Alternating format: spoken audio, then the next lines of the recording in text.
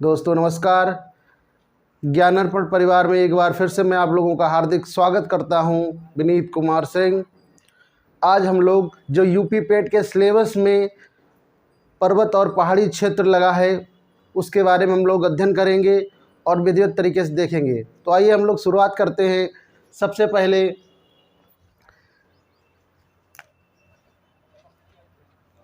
भारत का जो व्यवस्था है, सबसे पहले यहाँ पे जो पड़ता है इसका आप लोगों ने बहुत ही नाम सुना होगा। ये क्षेत्र है जिसे आप लोग पामीर की गांठ के नाम से जानते हैं। किसके नाम से जानते हैं? पामीर की गांठ के नाम से जानते हैं। यहाँ पर अगर हम बात करें तो ये कौन सी पामीर की गांठ, पामीर की गांठ, पामीर की गांठ के बाद में बात करें तो इधर से ये तीन और पहाड़ियों से विस्तृत होता है। तीन और क्या है? पहाड़ियों से विस्तृत होता है। जो इस साइड ये श्रृंखला जाती है इसे हम लोग हिंदकुश पर्वत कहते हैं। क्या कहते हैं? हिंदकुश पर्वत। हिंदकुश पर्वत। हिंदकुश की बात करें, हिंदकुश पर्वत की बात करें तो ये अफ़गानिस्तान में पड़ता है। उसके बाद में इसकी एक शाखा इस साइड से चली जाती है, इसकी एक शाखा इस साइड चली जाती है, इसकी एक शाखा इस साइड चली जाती है। इसे हम लोग टियान शेन के नाम से जानते हैं। किस नाम से जानते हैं? Tian Shane. टियान शेन के नाम से जानते हैं। उसके बाद में एक श्रृंखला ऐसे इस तरीके से चीन में और जाती है।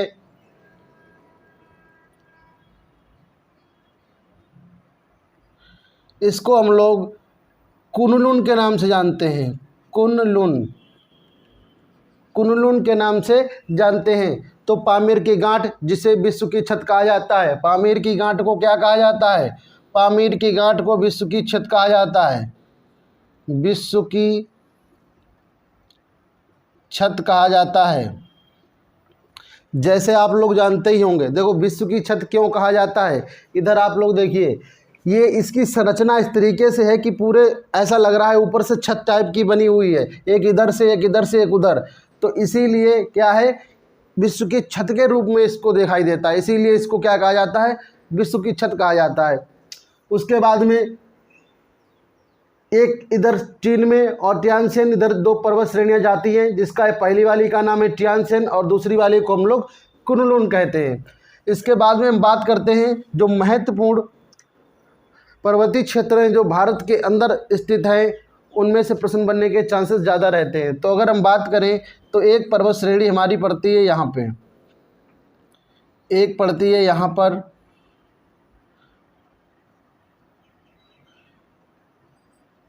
और एक पड़ती है यहाँ पर, और एक पड़ती है यहाँ पर। तीन पर्वत श्रेणियाँ क्रमबद्ध पड़ती हैं, तीन पर्वत श्रेणियाँ क्रमबद्ध पड़ती हैं। आपसे एक महत्वपूर्ण प्रश्न पूछा जाता है। आप आज कल्पना कीजिए कि ट्रांस हिमालय और हिमालय में क्या डिफरेंस है। आज तक कभी कभी दिक्कत आती है कि लोग हिमालय को ही ट्रांस हिमालय समझ बैठते हैं और ट्रांस हिमालय को हिमालय समझ बैठते हैं। तो आज बिल्कुल ध्यानपूर्वक आप लोग देखेंगे कि ट्रांस हिमालय जो है वो किस तरफ, हिमालय की उस तरफ की बात होती है। जैसे मैं आपसे कह दूं एक दीवार है और दीवार के जो उस तरफ की बात होगी उसे हम क्या कहेंगे? ट्रांस हिमालय। और दीवार के इस तरफ की जो बात होगी वो क्या कहलाएगी? हिमालय। तो ये क्या है? ये हमारा है ट्रांस हिमालय। ट्रांस हिमालय की तीन श्रेणियाँ हैं। इस वाली श्रेणी को हम कहते हैं काराकोरम श्रृंखला। क्या कहते हैं? काराकोरम, काराकोरम।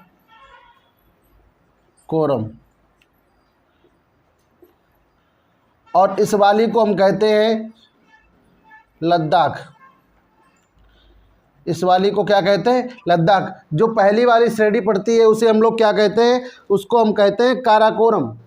क्या कहते हैं? काराकोरम। और ये वाली जो श्रेणी पड़ती है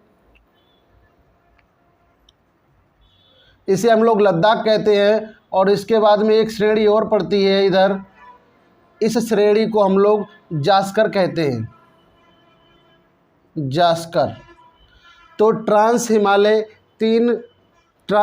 की 3 लगातार पर्वत श्रेणियां हैं। सबसे पहली काराकोरम, उसके बाद में लद्दाख और तीसरे नंबर की है जास्कर। फिर इसमें एक महत्वपूर्ण बात होती है, यहाँ पर एक ऊंचा स्थान पड़ता है ऐसे करके, काराकोरम की सबसे ऊंची चोटी। बहुत प्रश्न बनता है कि काराकोरम की सबसे ऊंची चोटी क्या है, तो इसका नाम है K2। क्या है? K2। काराकोरम की सबसे ऊंची चोटी K2 गॉडविन ऑस्टिन। देखिए, यह विश्व की दूसरी सबसे ऊंची चोटी है। बात महत्वपूर्ण है, ध्यानपूर्वक समझना। यह विश्व की दूसरी सबसे ऊंची चोटी है। दूसरी सबसे ऊंची चोटी है। सबसे ऊंची चोटी है। यह विश्व की दूसरी सबसे ऊंची चोटी है। तो पहली कौन सी है? Mount Everest. अगर आपसे कह दे कि हिमालय की सबसे ऊंची चोटी कौन सी है, तो माउंट एवरेस्ट। विश्व की सबसे ऊंची चोटी कौन सी है? Mount Everest. लेकिन कह दे काराकोरम की सबसे ऊंची चोटी कौन सी है, तो K2। भारत की सबसे ऊंची चोटी कौन सी है? K2। भारत में कौन सी सबसे ऊंची चोटी है? कंचनजंगा।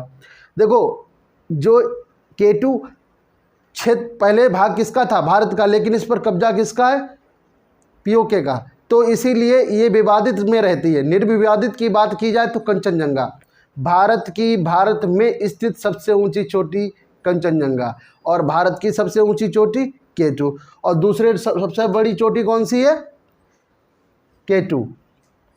उसके बाद में इसके पास यहीं पर बात करें, एक ग्लेशियर पड़ता है, इसके जस्ट यहीं पर। इसका नाम आप लोगों ने सुना होगा, जिसे कहते हैं सियाचिन।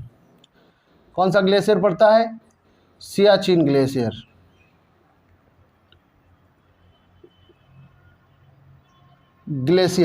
कौन सा ग्लेशियर पड़ता है? सियाचिन ग्लेशियर, जो सबसे ऊंचाई पर स्थित है। सियाचिन क्या है? सबसे ऊंचाई पर युद्ध स्थल भी आता है।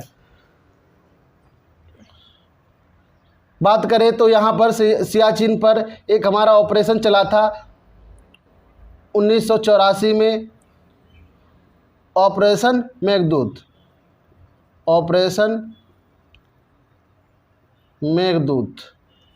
कौन सा चला था? 1984 में एक चला था, जिसे हम कहते हैं ऑपरेशन मेघदूत। इसकी बात हो रही है, कहाँ पर हो रही है बात इसकी? अगर हम बात करते हैं तो ये काराकोरम श्रेणी की हम लोग बात कर रहे हैं। काराकोरम श्रेणी की बात कर रहे हैं।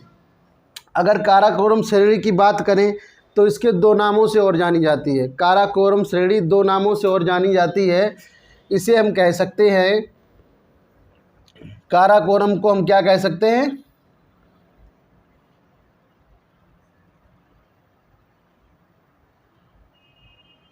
विश्व की रीढ़ कह सकते हैं।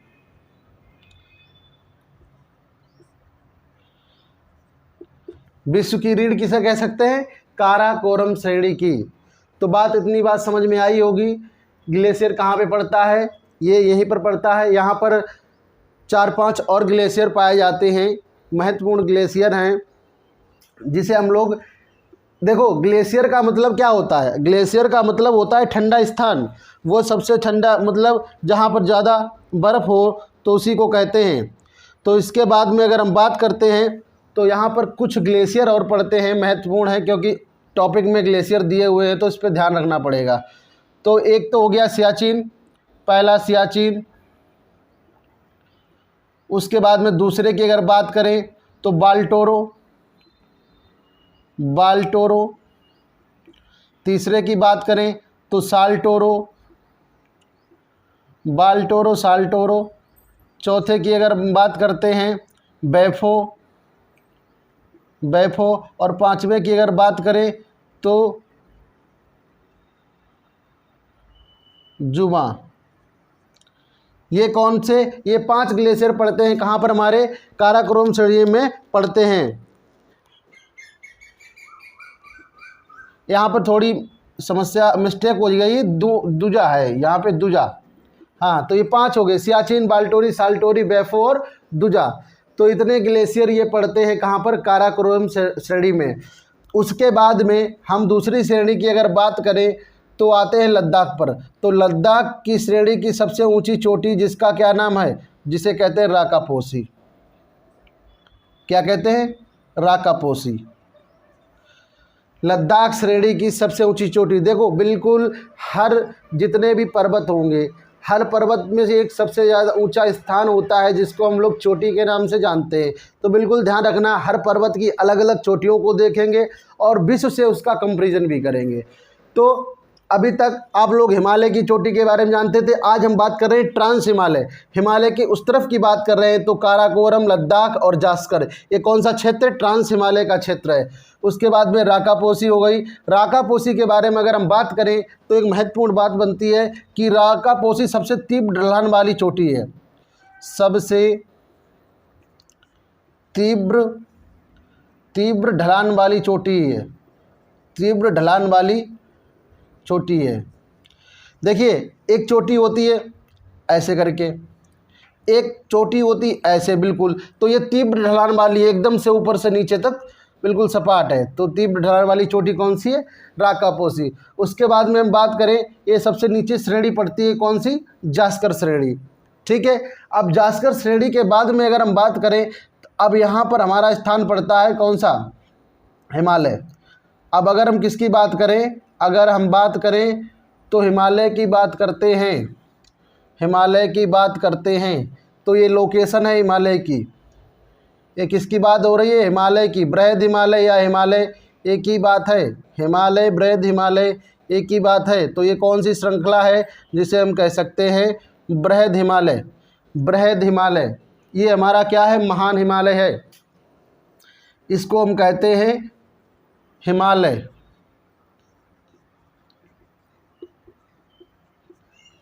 अभी तक क्या होता था, हम लोग डिफाइन नहीं कर पाते कि ट्रांस हिमालय क्या है, हिमालय कौन कौन से अंतर्गत। तो 3 श्रेणियां वो तो हुई ट्रांस हिमालय की। अब हम बात कर रहे हैं बृहद हिमालय की। उसके बाद में हम बात करेंगे, यहाँ पे पड़ता है नंगा पर्वत। कौन सा पर्वत पड़ता है, नंगा पर्वत। नंगा पर्वत, नंगा पर्वत से बात करें तो यहाँ पर जो हिमालय है वो पाकिस्तान में मुड़ जाता है, ऐसे कर करके 2 श्रेणियों में विभक्त हो जाता है। एक यहाँ पे पड़ती है और एक यहाँ पर पड़ती है।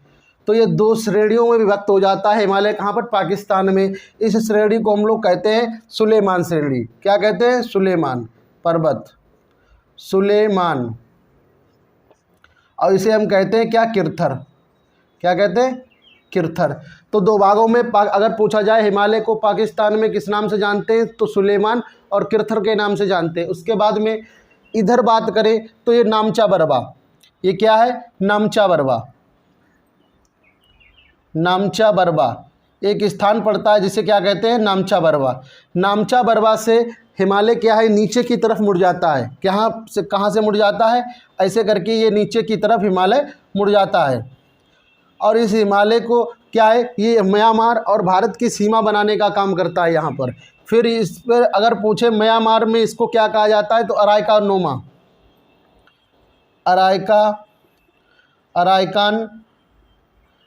अराइकान योमा। इस श्रेणी को म्यांमार में किस नाम से जानते हैं, अराइकान योमा के नाम से जानते हैं। अब आप देखिए, कभी कभी प्रश्न बड़ी साधारण तरीके से पूछा जाता है, हम लोग बिल्कुल ध्यान नहीं देते इस बात पे। तो देखना, कहता है कि हिमालय की आकृति कैसी है, तो धनुषाकार। आकृति कैसी है, धनुषाकार। देखिए धनुष टाइप में बन गया, ऐसे करके बन गया, हिमालय बन गया। तो हिमालय की आकृति कैसी है, धनुषाकार। हिमालय की आकृति कैसी है, धनुषाकार। ये क्या है, ऊपर से लगाकर ये पूर्व साइड में हिमालय उठता हुआ जाता है। तो हिमालय की अगर पूछी जाए सबसे ऊंचाई कहाँ पर पड़ेगी, तो ये तो नेपाल में पड़ती है। सबसे ऊंची चोटी आप जानते ही हैं जिसका नाम है माउंट एवरेस्ट। देखो यहाँ सिक्किम है, एक सिक्किम में अपनी चोटी पड़ती है, ऐसे करके यहाँ पे देख सकते हैं आप लोग। एक ये चोटी पड़ती है सिक्किम में, जिसे हम लोग जानते हैं कंचनजंगा। वैसे तो हम एक टॉपिक में सीधे सारी चोटियों को एक साथ पढ़ेंगे, लेकिन हम बीच बीच में आपको बताए रहे हैं। उसके बाद में देखें कंचनजंगा के बाद में यहाँ पे पड़ती है माउंट एवरेस्ट। क्या पड़ती है, माउंट एवरेस्ट नेपाल में। नेपाल में क्या पड़ती है? माउंट एवरेस्ट पड़ती है। और माउंट एवरेस्ट की बात करें तो ये विश्व की सबसे ऊंची चोटी है। क्या नाम? Mount Everest. माउंट एवरेस्ट विश्व की सबसे ऊंची चोटी है। इसके बाद धौलागढ़ पड़ता है, फिर नंदा देवी पड़ती है, ऐसे क्रम से। तो सारी चोटियों को हम एक क्लास में पढ़ेंगे, क्योंकि उनका क्रम आता है कभी कभी पूर्व से पश्चिम में, उत्तर से दक्षिण में। तो हम क्या करेंगे, इनको क्रम से सेट करेंगे अगली क्लास में। इससे पहले फिर हम बात हो रही थी बृहद हिमालय। तो बृहद हिमालय क्या है? कभी कभी ये पूछ लिया जाता है कि अंडमान किसका भाग है, तो ये हिमालय का ही भाग आता है, नीचे की तरफ चला आता है। उसके बाद में अगर हम बात करें मध्य हिमालय की, तो मध्य हिमालय की अगर बात करें तो मध्य हिमालय 4 श्रेणियों में विभक्त है। मध्य हिमालय 4 श्रेणियों में विभक्त है। ऐसे आप कंडीशन देख सकते हैं।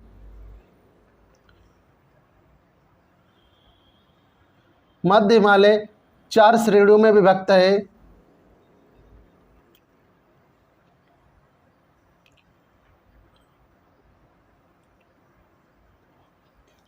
देखिए, मध्य हिमालय की बात करें तो मध्य हिमालय नेपाल में महाभारत श्रेणियों से जाकर हिमालय में ही मिल जाता है। ये अंतिम समय तक, मतलब अरुणाचल प्रदेश तक नहीं जाता है। कौन सा? मध्य हिमालय। मध्य हिमालय की अगर बात करें तो ये पहली श्रेणी पड़ती है। इस श्रेणी को हम कहते हैं पीर पंजाल श्रेणी। कौन सी श्रेणी कहते हैं? पीर पंजाल। पीर पंजाल श्रेणी। उसके बाद में अगर दूसरी श्रेणी की बात करें तो ये पड़ती है जेके में। ये कहाँ पर पड़ती है? जेके में। इसके बाद में इसकी बात करें तो ये पड़ती है धौलागिर, धौलाधर। ये कहाँ पर पड़ती है? एचपी में। उसके बाद में इसकी बात करें, ये पड़ती है नागटिब्बा। नागटिब्बा। नागटिब्बा की बात पढ़ें तो ये पड़ती है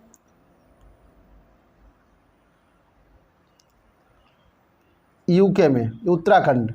उसके बाद में इस श्रेणी की अगर हम बात करें तो इस श्रेणी का नाम है महाभारत श्रेणी। महाभारत श्रेणी। ये कहाँ पर पड़ती है? नेपाल में। तो मध्य हिमालय कितने भागों में? 4 भागों में विभक्त है। पीर पंजाल और धौलाधर, नागटिब्बा और महाभारत श्रेणी में। महाभारत श्रेणियों के बाद में ये क्या कहा जाता है? बृहद हिमालय में मिल जाता है। क्या? हिमालय। उसके बाद में अगले हिमालय की अगर हम बात करें तो आता है शिवालिक हिमालय। इसके बाद में अगर हम अगले हिमालय की बात करें तो आता है कौन सा? शिवालिक हिमालय।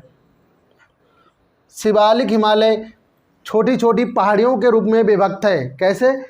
छोटी छोटी पहाड़ियों के रूप में विभक्त है। और ये कहाँ तक जाता है?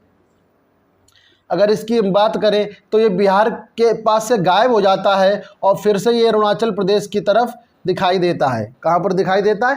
अरुणाचल प्रदेश। तो शिवालिक हिमालय कहाँ तक पहुँचता है? अरुणाचल प्रदेश तक पहुँचता है। जबकि मध्य हिमालय महाभारत की श्रेणियों में बृहद हिमालय में मिल जाता है।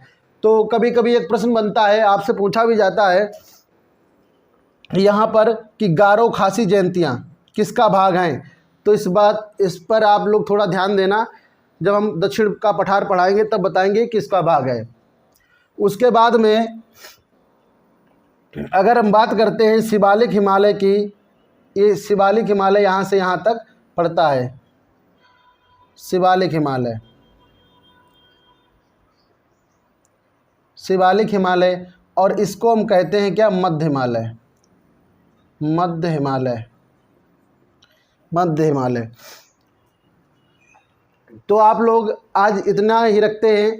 इन चीज़ों को समझो। फिर हम ये किसके द्वारा अलग होते हैं, किस जोन के द्वारा अलग होते हैं, इनमें कौन से किसको कुमाऊं हिमालय कहते हैं, किसको कौन सा हिमालय कहते हैं, कौन सी घाटियाँ पाई जाती हैं इनके बीच में, तो हम लोग अगली क्लास में पढ़ेंगे। तो इसमें आप लोग जो महत्वपूर्ण बातें हैं हिमालय संबंधित आप देख लीजिए। और अगली जो वीडियो आएगी इसमें फाइनल पार्ट करके तो बिल्कुल एक ही क्लास में इसको ख़त्म कर देंगे। तो हिमालय से अगर कोई भी प्रश्न बनता है तो फिर आपका कटेगा नहीं।